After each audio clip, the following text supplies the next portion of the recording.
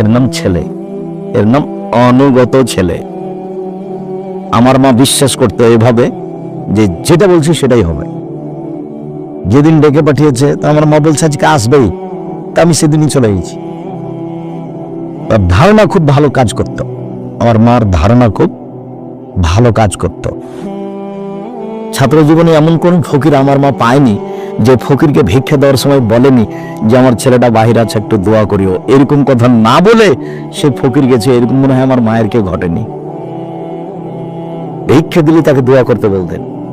আর বাড়ি থেকে বের হওয়ার সময় বলতেন প্রাইভেট পড়ায়ও না, দোকানে বসিও না, কারোর সাথে বন্ধুতালি করিও না, মানুষের বাড়িতে দাওয়াত খায়ও না। তার একটার ব্যাখ্যা দিত, বন্ধুতালি করলে যার সাথে সকালে বন্ধুত্ব ঘটেছে বিকালে তার সাথে ভেঙে যাবে, তখনও পেটে ছুরি দিয়ে পালিয়ে যাবে রাতে।